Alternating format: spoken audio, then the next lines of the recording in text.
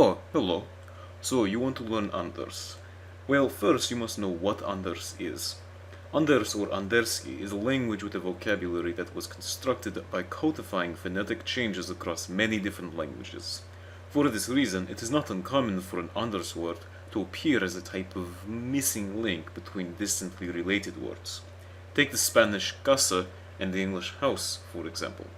On face value, these words have little in common, but house translates into Anders as gusa, which is phonetically quite comparable to the Spanish casa.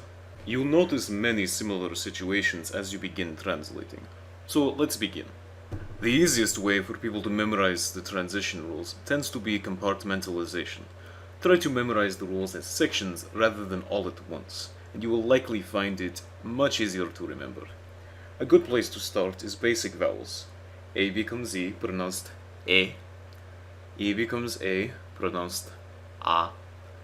O becomes U, pronounced U.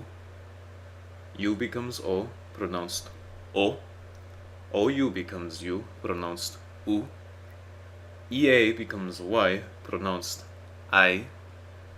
I, J, and Y all become I, pronounced E. Got it? Good. Just kidding, here's the sheet. Also, there will be a link in the description to a pastebin with all the translation keys, so you don't have to write all this down or anything. Moving on to the next category, we have what I call vowel modifiers. These are sounds that are traditionally classified as consonants, but they cannot exist without an additional vowel sound present. These are the letters R, L, W, and J, with the J being pronounced like the English Y consonant, Y. So R becomes L, pronounced L, like in lion. L becomes R, pronounced like in retribution. V becomes W, pronounced W, like in water.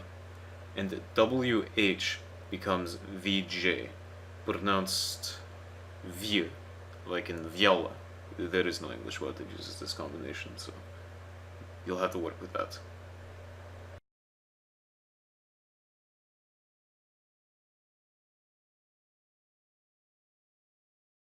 Alright, now it is time to cover the third category, voiced consonants.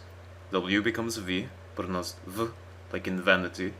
H becomes G, pronounced G, like in gather. T, TH, and D all become D, pronounced D, like in dig.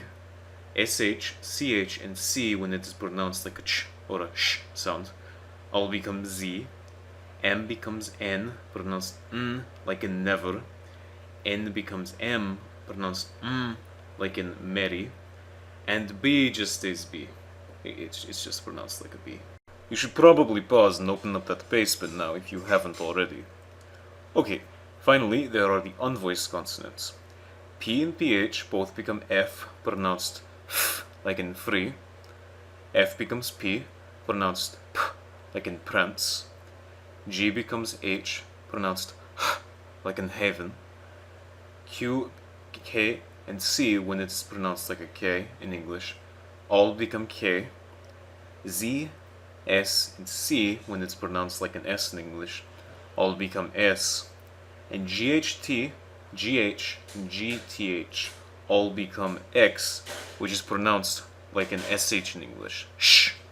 So that is all for today's lesson. You now have the basic tools for translating English vocabulary into Anders. Since these transitions are based on natural progressions throughout linguistic history, they are generally fairly easy for a native speaker of any European language to remember. A good way to practice is to find an article with a few hundred words and translate each word.